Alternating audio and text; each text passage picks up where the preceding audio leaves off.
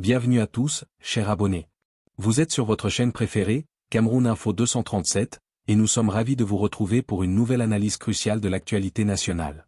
Aujourd'hui, nous plongeons au cœur des enjeux qui secouent notre pays, le contentieux électoral qui suit la présidentielle du 12 octobre. Nous allons décortiquer, ensemble, les événements les plus chauds de la semaine au Palais des Congrès de Yaoundé. Index revers pointant vers la droite blanc, nous vous expliquerons la portée de l'audience de ce vendredi 24 octobre au Conseil constitutionnel, présidé par Clément Atanga. Index revers pointant vers la droite blanc, nous analyserons la demande très symbolique de recomptage des votes formulée par l'acteur politique Christian Beaumont-Timbane. Index revers pointant vers la droite blanc et surtout, nous détaillerons pourquoi la transparence est, selon les requérants, la clé pour garantir la paix dans notre pays, en vous donnant des exemples concrets de l'impact de ces décisions sur votre vie quotidienne. C'est un sujet capital pour l'avenir de notre nation.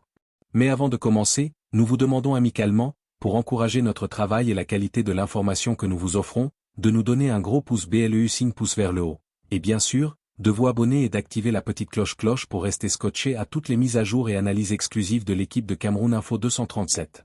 Si tout est prêt de votre côté, on commence tout de suite. Reportage, la fièvre électorale au Cameroun, le Conseil constitutionnel, ultime arbitre de la transparence. Yaoundé, Palais des Congrès, vendredi 24 octobre 2025, Cameroun Info 237. Le Cameroun vit à l'heure du contentieux électoral.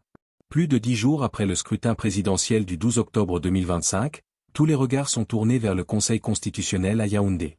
C'est en son temple, le Palais des Congrès, que l'institution, dirigée par son président Clément Atanga, tient ce vendredi une nouvelle audience cruciale pour l'avenir politique du pays. Alors que les résultats officiels n'ont pas encore été proclamés, seule prérogative de cette haute juridiction, le climat reste chargé de suspense et de tension. Le contentieux électoral, l'enjeu de la légitimité.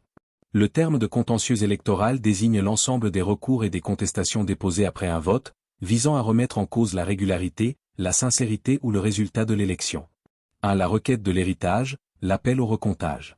Ce vendredi, l'audience est particulièrement focalisée sur le recours déposé par le parti Héritage, représenté par l'avocat et acteur politique Christian Beaumont-Timbane. Sa demande est claire et directe, il réclame le recomptage des votes de l'élection présidentielle.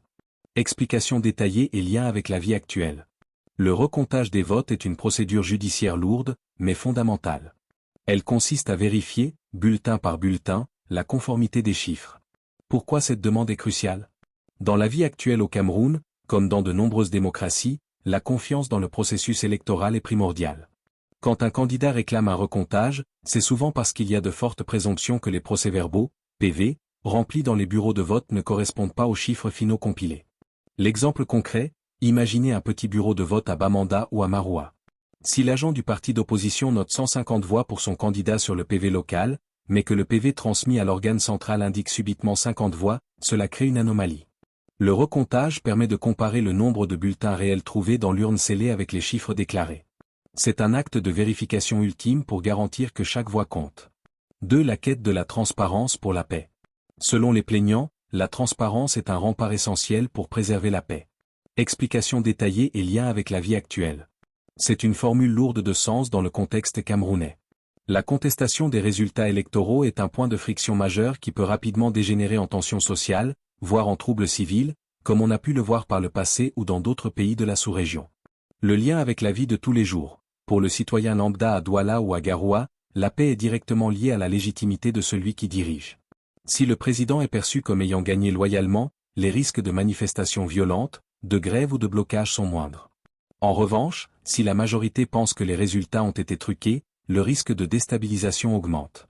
La transparence, la publication des PV, la présence d'observateurs, l'explication des décisions judiciaires, n'est donc pas qu'un mot juridique, c'est un ingrédient de la stabilité nationale et de la sécurité quotidienne du citoyen. 2. Le Conseil constitutionnel face à l'onde de choc des annulations. Il y a quelques jours, le Conseil constitutionnel a déjà rendu une série de décisions très attendues en rejetant 8 requêtes antérieures. 1. Les griefs, irrégularités et fraude. Ces premières requêtes rejetaient les résultats pour des motifs d'irrégularité dans le comptage des voix et exigeaient des annulations partielles et complètes du scrutin. Explication détaillée et lien avec la vie actuelle. Irrégularité vs.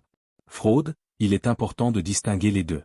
Une irrégularité peut être une erreur administrative, un PV mal rempli, un bureau qui ouvre avec retard, ce qui peut conduire à l'annulation des voix d'un bureau précis. Une fraude implique une intention malveillante, bourrage d'urnes, intimidation des électeurs, altération des chiffres. Les requérants allèguent souvent les deux pour demander l'annulation. Annulation partielle ou complète. Partielle, elle concerne uniquement certains bureaux de vote où des preuves d'irrégularité ou de fraude sont établies. Exemple, annuler les votes d'une seule commune où les observateurs ont été chassés. Complète, elle demande l'annulation de l'ensemble du scrutin national, une décision extrêmement rare, qui nécessiterait des preuves de fraude massive et organisée à l'échelle du pays.